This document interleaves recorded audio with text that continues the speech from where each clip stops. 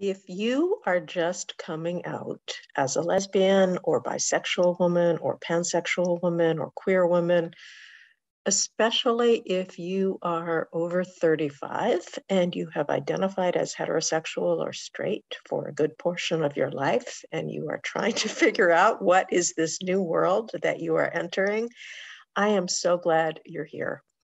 I'm Ruth Schwartz. I'm the director of the Conscious Girlfriend Academy, which is actually the global resource for lesbians and queer women and all women who love women or want to, providing information about how to date and love and have sex that you really want to be having, the dating and love life and sex life that you want and deserve. So check us out, consciousgirlfriendacademy.com. And I am going to try to provide as much information in this video as I can about the 10 things that you really need to know about the lesbian queer women's community that nobody else might tell you. So first, I want to congratulate you and welcome you to the amazing world of women who love women. I have actually been a woman who loves women for the last 40 years, since I was 20. I'm 60 now. I have been around many, many blocks.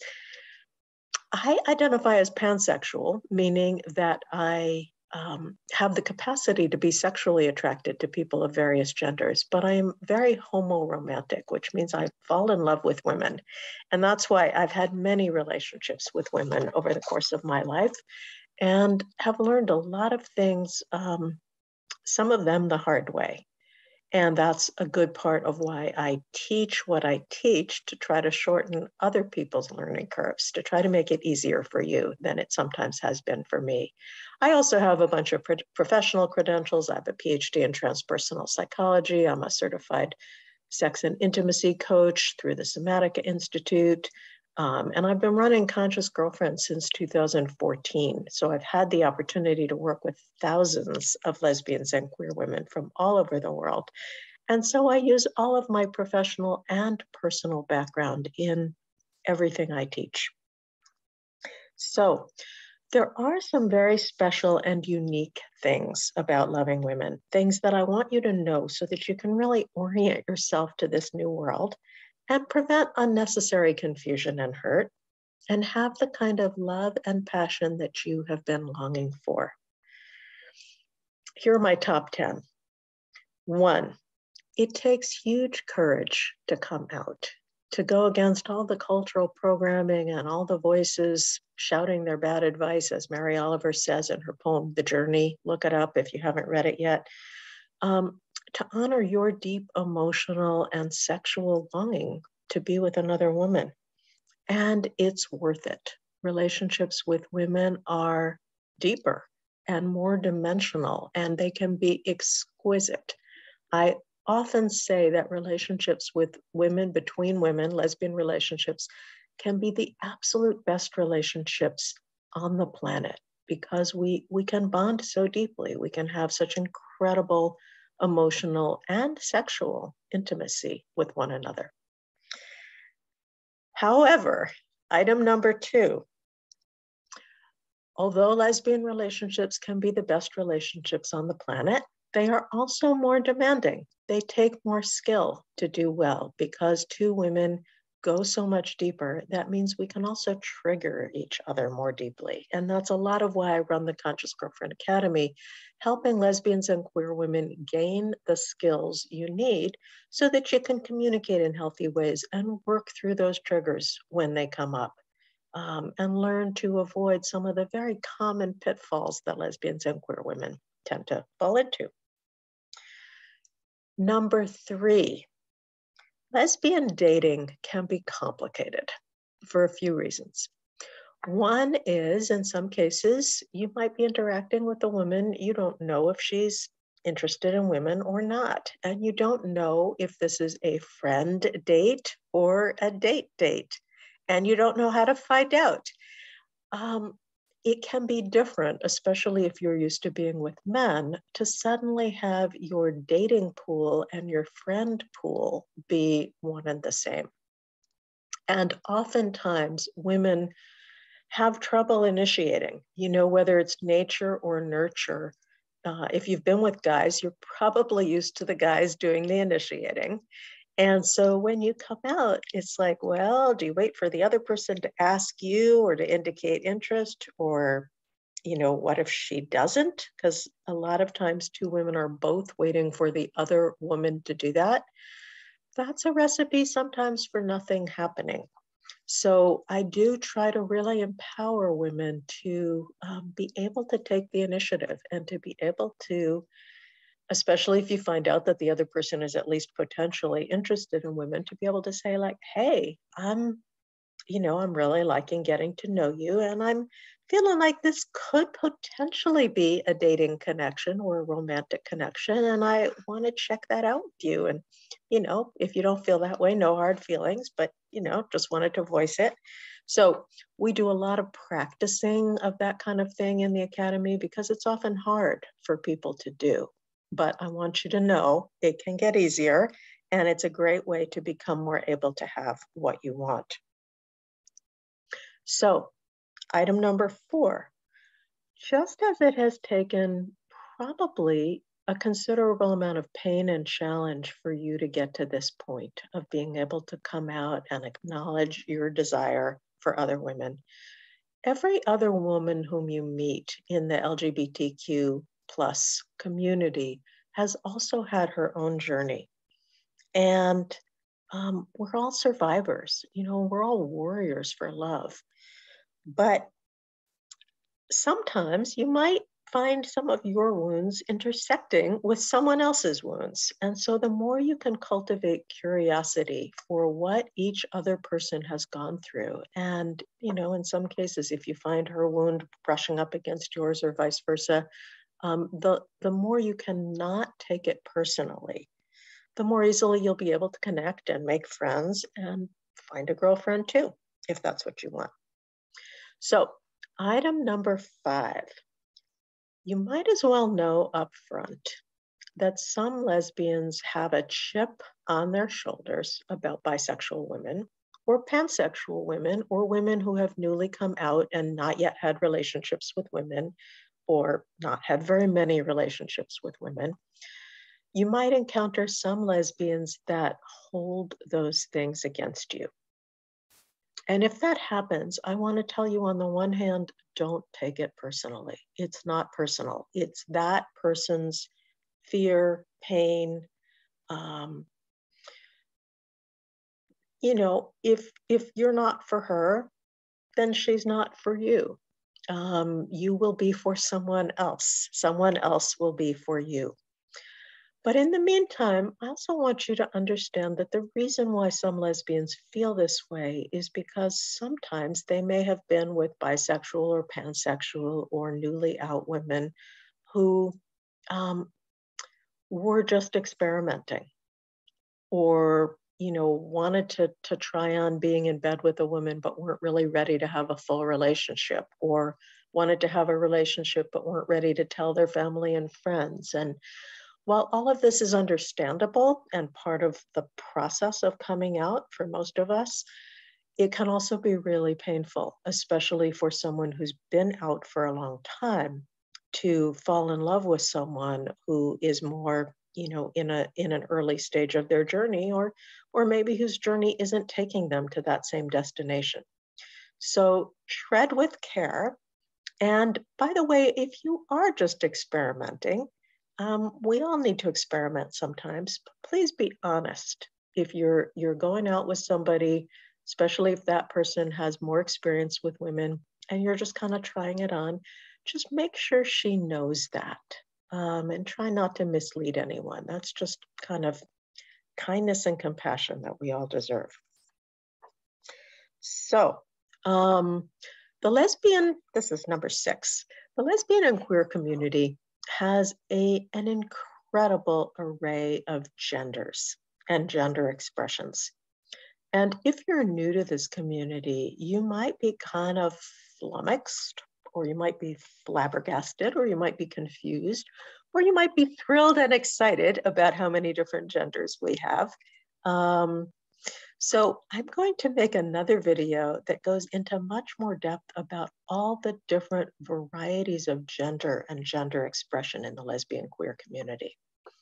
But just wanted you to know we've got femmes and we've got high femmes and we've got butches and we've got soft butches and we've got studs and we've got non-binary people and we've got two-spirit people and we've got androgynous people and we've got people who were identified as female at birth who don't consider themselves female.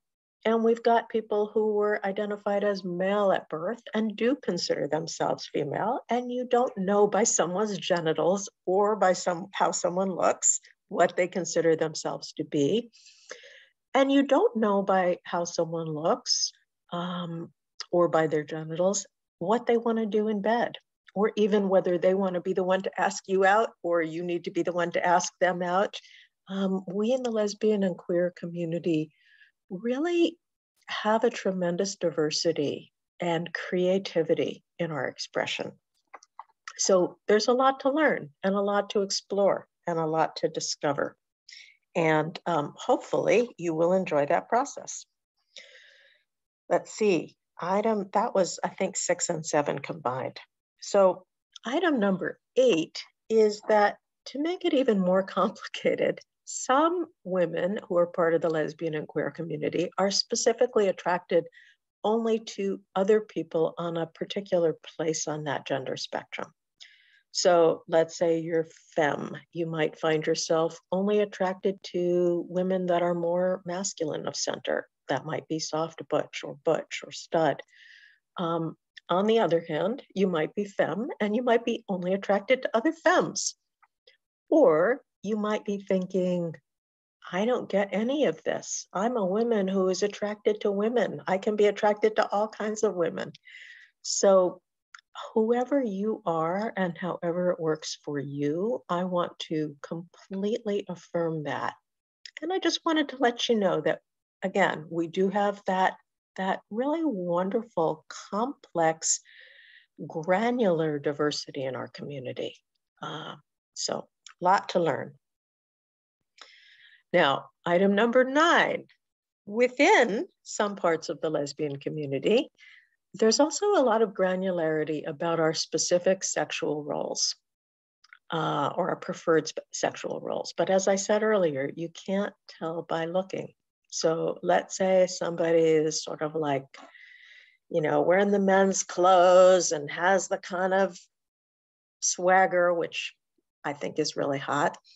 Maybe identifies as butch or non-binary or stud. The uninformed person might think, oh, well, that person is going to take the quote unquote male role in bed. Guess what? Maybe she is, maybe they are, who knows what pronoun they prefer. And maybe they're not. There's an old expression, butch in the streets, femme in the sheets. Femme in the streets, butch in the sheets. Oftentimes in the lesbian community, some people use terms like top and bottom and switch. But again, those terms can mean different things to different people. So there's really not a whole lot of way to know other than to ask. That said, I will tell you that when people say top, sometimes that means that that person likes to take the active role in sex. It might be that she likes to wear a strap-on. It might be that she likes to penetrate with her fingers. It might be that she likes to primarily satisfy her partner. And it might be that she doesn't want to be touched herself. Or it might be that she does want to be touched, but only in certain ways. Or it might be something else. Similarly, if you identify or someone identifies as the bottom, it can be the complementary role. It might be that you are the one who likes to be penetrated or made love to. Or it could be you're like 30% bottom, 70% top, or 40-60, or 25-75. And the closer you are to 50-50, the more likely you are to identify as a switch. Many lesbians are switches to some extent, meaning they like to both be made love to and make love to to our partners. And again, this is the kind of thing that you get to try on and explore and discover and learn about yourself in the wonderful world of lesbians and queer women, women-loving women. Because in the straight world, it tends to be, not 100%, of course, but it tends to be just assumed that the man is going to take the active role, the woman is going to take the receptive role. Sometimes there's going to be more switching and sometimes not. So I love in our community that we get to go beyond those scripts and that kind of default programming. You have a tremendous opportunity in this community to discover who you really are and how things really work for you. And it may not be static. It's likely to be dynamic. It may be ever evolving. That's how it is for a lot of us, certainly me included. And that's a really wonderful thing about being alive. But it can also sometimes be a little challenging because straight people tend to know what is going to happen in the bedroom. I mean, that can be kind of boring, right? But it can also be kind of comforting. It's like, okay, well, the guy's going to do this for a while to the woman, and then this is going to happen, and then this is going to happen, and then this is going to happen, and this is how you're going to know when you're done. And between two women, there may not be any script. I mean, if you like scripts, you can develop a particular script between you and another person, but there is no default script. So that is potentially challenging, but as I said, also really potentially liberatory. And studies do show that lesbians have more orgasms in lesbian sex. So you may have that to look forward to. Now, my item number 10 of the top 10 things I wanted you to know is that if you don't yet know any of these kinds of granular things that I'm saying you will have the opportunity to get to know as a lesbian or queer woman, there's nothing wrong with you. Most of us, until we come out or have really, really open partners of whatever gender, don't get to learn or even inquire into these kinds of things within ourselves. We don't know what's on the menu. Nobody handed us the menu. It's more like you sat down at the table and the wait person came and just plopped the plate down in front of you. That's how heterosexual life is for many women. You may have been a more empowered heterosexual woman like that, but that's often how it is. And so lesbian and queer life might feel like you've suddenly been handed the Chinese restaurant menu, which goes on for pages and pages and pages. And if you're really hungry, you might think, I don't want to read this whole damn menu, just bring me something. But over time, I think that you will come to enjoy and really appreciate the freedom that is available to you in our wonderful world of women-loving women. So I'm so glad you're here. So glad you're queer. And there's a whole lot of resources and a whole lot of learning and support and community available for you in the Conscious Girlfriend Academy, should you choose to want it. And I hope you will, because we're a really amazing group of women coming together to talk about and learn about what it really takes to have the kind of happy, healthy, lasting love relationship that so many of us want. So if that sounds good to you, check us out, consciousgirlfriendacademy.com, and I'll see you there. Lots of love.